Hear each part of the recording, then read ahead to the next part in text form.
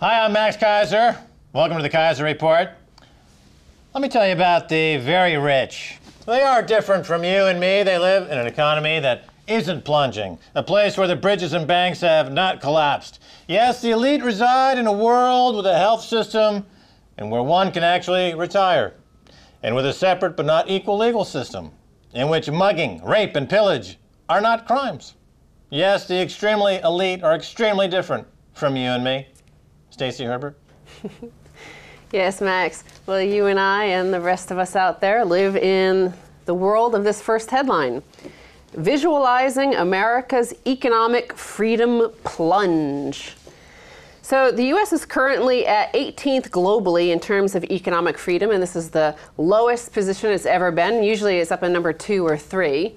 And what has caused the drop? Well, according to the report on this economic freedom, the number one reason, ramifications from the wars on terrorism and drugs. Well, yeah, freedom dropped. It's a free fall of freedom, and America's plunging because they're wasting all this money and resources on wars, and the folks are experiencing ever closer approachement to the permanent prison state.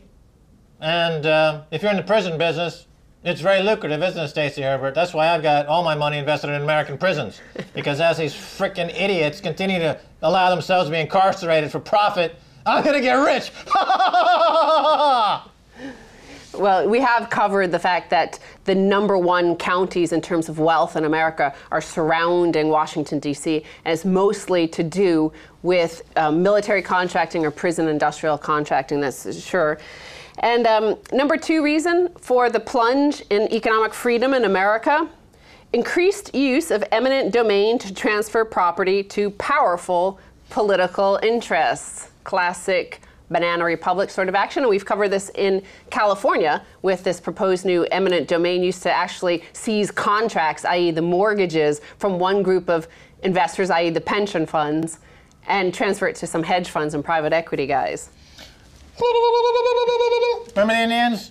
They had the eminent domain problem as well with the American military, who threw them onto reservations and took all their land. And the number three reason why the U.S. is plunging down this economic freedom, violation of the property rights of bondholders in the bailout of auto companies. Now, this is also a very tyrannical thing you see across the U.S. and across Europe, is this caprice, it's very capricious who they determine that situation, that bailout, that bankruptcy, who's going to pay for it. Sometimes they determine the bondholders will never pay, and sometimes they determine bondholders that should have been first in line for bankruptcy to seize the assets. Those guys get pushed to the back of the bus. Oh, well, that's the problem when you have the rules and regulations and laws written by vested interest and special interest. Of course, they're going to write laws that make sense for them as stakeholders, as shareholders, as the wealth holders of the country. It's not anything to do with democracy or representational government. No, that's long gone. That's what the fall in the Freedom Index suggests. America's in free fall.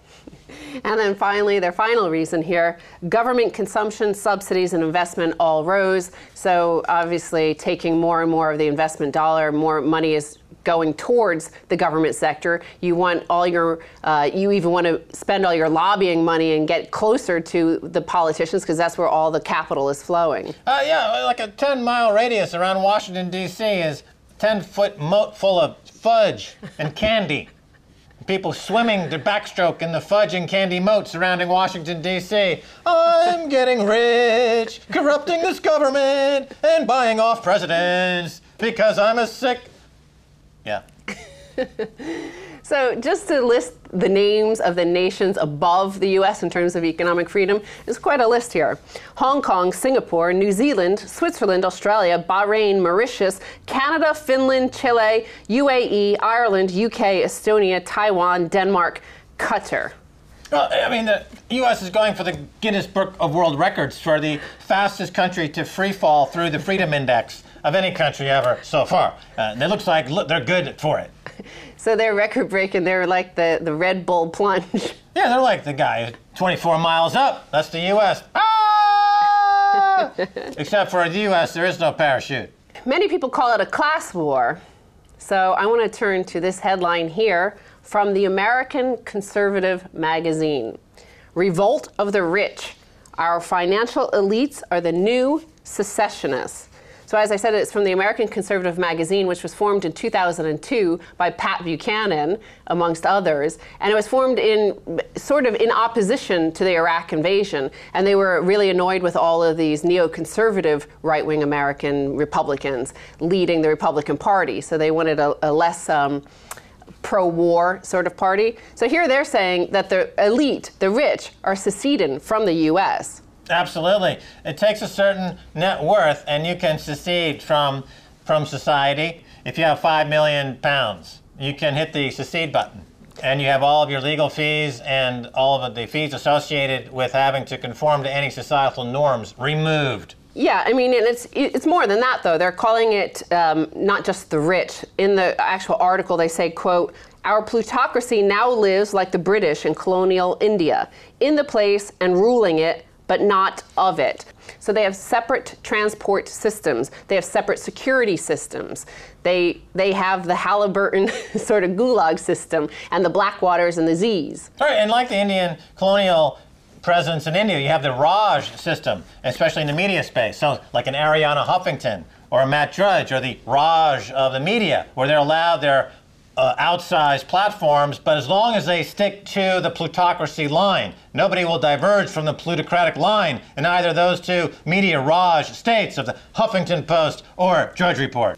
So they're talking about plutocracy, and then they go on to mention that this plutocracy basically uses the U.S. media to spread the propaganda that somehow the poor don't have skin in the game.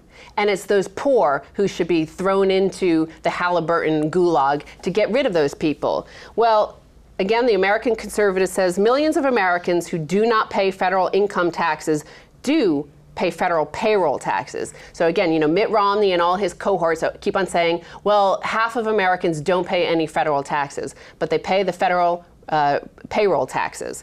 So to put this into context, how important payroll taxes are to the U.S. government funds. In 1950, payroll and other federal retirement contributions constituted 10.9% of all federal revenues.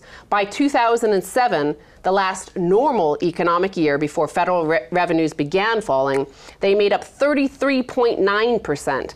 By contrast, corporate income taxes were 26.4% of federal revenues in 1950. By 2007, they had fallen to 14.4%. So who has skin in the game? Oh yeah, there's plenty of taxation participating on the behalf of the majority of folks in the country. What they don't have is representation. They've got no representation and plenty of taxation, or to put it another way, no taxation without representation. Wait a minute, wasn't that the basis for the Revolutionary War? Go back to sleep. Over this time period, you could see the actual plunge in income of the average American. So they're paying more and more of the percentage of their income to the U.S. federal government, but the absolute number is lower because their incomes have plunged. They went from, say, making $50,000 down to $20,000. So, but they're paying like 60% of their income to all the various taxes. So the rich get to say, nah, nah, nah, nah, nah, you little peasant, you don't pay that much in absolute numbers because we make trillions and trillions a year. You barely make anything, but you're paying most of it to us. Yeah, remember in the case of, let's say, Starbucks in the UK, it was reported that on billions and billions of income, they pay virtually no taxes. So when you get higher up to the secessionist model, you can secede from the part of society that you have to obey laws on any score. You know, once you're at a certain level, you really live in a rarefied secessionist colony that is completely without law, and you can simply print money on behalf of yourself, and it's take drugs without any problem, as most of them do. The Fortune 500 is full of drug addicts and drunks. So, well, you make a good point about Starbucks in the UK and their income. I'm not paying taxes on it, but this is part of the reason why, since the 1950s, the corporate tax revenue to the federal government has declined so much is because of globalization. So Google puts all of their income they claim through Ireland, for example, mixed with Amsterdam. So there's some sort of Dutch sandwich situation that goes on. And don't tell Dominic Strauss-Kahn about the Dutch sandwich, because he's got a totally different version of that. But the number, 3 Location for economic freedom is Switzerland. It's known as the safe haven for all the wealthy around the world. Swiss army prepares for Eurozone unrest. With anti-austerity protests across Europe resulting in civil unrest on the streets of Athens and Madrid, Switzerland, the European country famed for its neutrality, is taking unusual precautions. Yes, Max, in September they had a military exercise called Stabile 2, where they were preparing to respond to a risk map created in 2010, where, quote, Army staff detailed the threat of internal unrest between warring factions, as well as the possibility of refugees from Greece, Spain, Italy, France, and Portugal.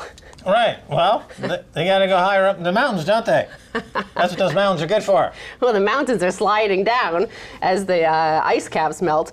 But they have a spokesperson from the Swiss government and says it's not excluded that the consequence of the financial crisis in Switzerland can lead to protests and violence. The army must be ready when the police in such cases request subsidiary help. So they're seeing domestic, internal unrest, but they're also seeing, as the defense minister quoted in the CNBC article, he says that some European countries under pressure to save didn't renew their armies as they could no longer afford the upkeep of modern systems. So he suggests that leaves them open to blackmail.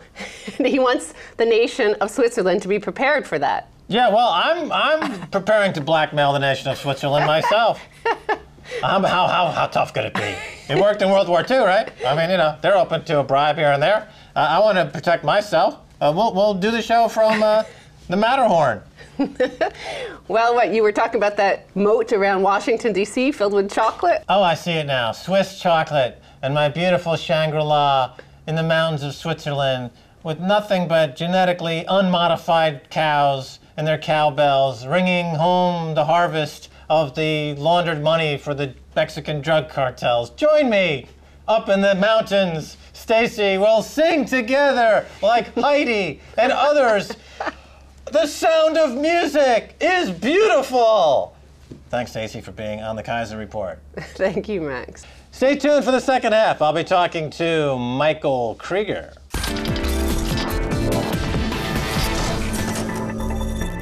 Hi, I'm Max Keiser. Welcome back to the Keiser Report. Time now to go to Boulder, Colorado, and speak with Michael Krieger of LibertyBlitzkrieg.com, a lightning war for liberty. Michael Krieger, welcome back to the Keiser Report. Thank you, Max. Great to be on. You tweeted, Jamie Dimon says Iran is responsible for some bank cyber attacks. Your thoughts? I mean, this is one of the most, of all the ridiculous headlines we get constantly, this is one of the most frustrating, annoying, ridiculous, makes me feel like I'm in an awful movie on so many levels. First of all, as I tweeted as well, I said that first we need to bail out the bankers at the expense of the entire society, and now they want us to start World War III for them. I mean, that's kind of how I saw it. It's like Jamie Dimon he's as you've said and as I've said, he's a gangster. He's a mobster. And so basically what happens is now he feels he's like a bully that no one stands up to. So if you don't stand up to the bully, he's going to keep taking your lunch money every day. So what someone needs to do is just pop him in the face. You know, because he's just going to keep pushing for more and more and more. They're not satisfied just looting. They want you to now feel sorry for the banks because big bad Iran is hacking into their systems. I mean, it's really unbelievable.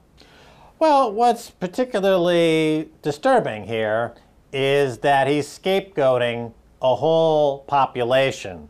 So he's graduated from merely being a larcenistic scum banker to being somebody now who's turning into a bit of a genocidal maniac. Your thoughts? Exactly. It seems like he's now straying away from just, banking and just simply stealing trillions of dollars from the American people and the global population to now almost like trying to run foreign policy. I mean, that's what's so crazy about this to me. And if you read the article, the Bloomberg article that came out that day about talking about how Panetta is warning of a cyber Pearl Harbor, which by the way was warned, in 1996 the first time in front of Congress. But anyway, what's interesting is there are three countries that they point out, and it's Iran, Russia, and China. And what's interesting about that, as you know, is those are really the three countries with the resources and the will to actually buy physical gold and store it in their own countries. And so it's no coincidence that, the meme is going out there now to try to demonize this block of countries because they're the ones that are actually buying the gold. And what I thought was great was on your site I saw today how Mexico, of course, they're storing all their gold in London, which means, of course, they don't have any gold. And that's the point. It's only a few countries that are actually buying the physical and bringing it back. Oh, and by the way, Venezuela is another one of those countries, which is why we demonize them as well. Yeah, during the Nixon administration with the revelations that came out through the Washington Post and the investigative journalism, of course, the catchword of that era was follow the money. What you're suggesting here is just look at where the gold is, who owns the gold, and you see the global geopolitics in a crystal clear light. Now, let me talk to you about the hardcore financial criminals that you cover so well on Liberty Blitzkrieg, and we try to get to as well. Vikram Pandit has just been forced out at Citibank. Now, Chris Whalen, who's a regular on this show, asked on Twitter, Vikram Pandit, did he resign in exchange for a non-prosecution agreement with the Department of Justice? Okay, so here we're really digging into your thoughts. I'm not as intricately familiar. I don't follow Citigroup or Vikram Pandit too much, except for knowing that he basically, started a hedge fund and then sold it to Citi and then ended up running Citi. And I don't even know why anyone would buy a hedge fund in the first place. It doesn't really seem to make much sense to me anyway. But, it wouldn't surprise me, though, that story would be true, just because what you see is this incestuous relationship. And this is global. It's not just in the United States. I think it's in China. I think it's in every major economy where the elite or the oligarch class, and in the West it's mostly the banksters, are committing their crimes with the permission of the government. And they sort of agree with each other that, hey, I'm not going to tell on you if you don't tell on me. So Congress insider trades, Congress cheats, Congress doesn't pay taxes, and no one says anything. And at the same time, the bankers steal and get bailed out and get 0% loans to speculate, and no one says anything on the political side. So yeah, I mean, these agreements, are it's implicit, it's explicit, it's becoming more explicit now. It's a criminal class. I mean, it's a small criminal class. Right. On the geopolitical front, the Swiss army is preparing for unrest and refugees due to the economic collapse that was, of course, caused by these bankers. I want to ask you something. During the lead up to World War II, we had hyperinflation in Weimar Germany. We had a massive deflationary wave in the United States. These were obviously economic events to categorize: inflation, deflation. Here we have political unrest, geopolitical uncertainty, nervousness across the globe in all kinds of markets, and yet nobody can decide what's really going on. Is there deflation or is there an inflation? Right. So there's something being masked. We know that there's a shadow banking system.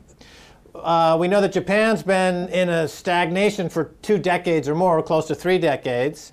But what do you call this environment? It's not inflation, it's not deflation in the sense that those terms are widely understood. There's something else going on that's invisible, but on the financial front, but on the geopolitical front, something quite obviously is heading toward global confrontation. How do you square that? What is happening is the global monetary system, the global financial system is ending. And what that does, of course, is create huge problems because everybody is entangled in this system. And one thing that I've been thinking about more and more lately is that when things were going good for, let's say, globalization, or superficially going good for the financial system, the monetary system, the elites in the different countries are happy to play ball. They're best friends. Like the elites in the US and the elites in China, they were in the same game together. Right? They were playing the same ball together. We used them to manufacture cheap. We sent all our jobs over there. They were happy to take the jobs. Worked out for the elites in both countries. But what ends up happening as the system breaks down due to the excesses is that the elites then, right, have to worry about the uprisings in their own country, and then they start to fight with each other. And then you ultimately get the war. And that's what I think where I think we are right now. Where you see more demonization between, if you watched the debate last night, you saw a lot of like China bashing was coming up. And I think that's because now the elites in the different countries that formerly were in bed together are now turning on each other. And the next step, of course, is you go from a financial war, a currency war, to actual war. And that's my biggest fear, continues to be. Right, but the debates, you're talking about the presidential debates between Obama and Romney. Now, I think we're leading into a post that you put up recently at libertyblitzkrieg.com called The Last Domino. Yeah, I mean, so this goes into, again, this other theme that you were saying, which is so confusing to people, which is that it was tempting to look at the scenario, let's say 5 years ago, 10 years ago, of the global system and say, wow, look at the debt in the US, look at the lack of jobs, look at the unemployment, look at the deficits, et cetera. This thing is going to end. And then you look at China and Russia and you say, well, it would be so easy for them to end it by buying a bunch of gold, right? But what we've seen actually is these countries have made a decision very clearly not to be the catalyst to break it, okay? Not to do it overtly, but to basically allow the United States to collapse on itself, so that the authorities here can't say China is engaging in financial war by buying 10,000 tons of gold, something like that. So that's why I think it's taking so long. That's why I think it's so confusing, and that's why I think it looks like the U.S. is the last man standing, because these other countries that know it's over have decided to just let the U.S. basically, stumble around like a drunk until it collapses. All right, Michael Krieger, let me take the opposite side of the argument here. Since the financial crisis started in earnest back in 2008, the policy of the Federal Reserve Bank in Washington has been to aggressively make interest rates cheaper, with the stated objective of helping asset prices in real estate and in the stock market to contribute to what people call the wealth effect. People have wealth tied up in markets and in real estate, and they had a tremendous downturn in the 2008 crash. He has made rates cheaper. What we've seen in the last 6 months, Michael Krieger, are bounces in the real estate market, in Vegas, in Florida, across America. Housing starts are up, and the stock market is flirting with all-time highs. So there is a wealth effect, and there is a thought out there that Bernanke has succeeded. Your thoughts? Well, I mean, yeah, I'm just shocked you were able to get those words out of your mouth, actually. But yeah, so of course we both know that the concentration of the ownership in equities and real estate even too at this point is concentrated in the oligarchy, whether that's again political, corporate, or financial bankster oligarchy. So they're the ones that own all these assets. And what they basically do is they go to Bernanke and they say, if you don't save our butts basically from these poor investments that we made, we're going to be in trouble, and then everyone's in trouble. So it's like, that's why I do like your term when you say financial terrorist, because that's what it is. It's actually a threat that if Bernanke doesn't do what they say to keep their wealth elevated, then basically the entire economy is going to go back to the Middle Ages, which is of course ridiculous. And it's actually what's amazing about it is the proof is out there. We've now seen this experiment for 3 years or so with QE. And what have we seen? We've seen the wealthiest get wealthier, the middle class evaporate, and the poor get poorer. And we've got a bull market in poverty, right? I mean, Obama took office, I think food stamp participation was about 32 million. It's 46 million right now. That's a record number. So if there was a wealth effect, then why are 12 million more people or 14 million more people, something like that, on food stamps? All right, Michael Krieger, finally, Zero Hedge, another beloved site, recently reported an item about America's plunging economic freedom to number 18 on the global list. The number one reason for the decline of the U.S. economic freedom is the single enterprise that is the war on drugs and terrorism. Your thoughts? When you look around and you sort of see what we are investing in, again, it's like Apple. I think it was last night. Obama was trying to roll off like companies, great American companies. He said Apple, and he was trying to find another one, and he kind of couldn't. I mean, we're just all we're doing is. I think actually at the top, the government is encouraging this police state as like some perverse economic stimulus that they can't come out and say. but they literally are putting in this infrastructure saying, well, at least, at least we'll create jobs building the prison to imprison the entire American population. So yeah, of course, the economy, no one with capital and a brain would want to invest here at this point because there's no rule of law. So the only thing you're going to invest in is how to keep the serfs, in their pen. Right. They should replace the national anthem with the words, "America sucks, except for Apple."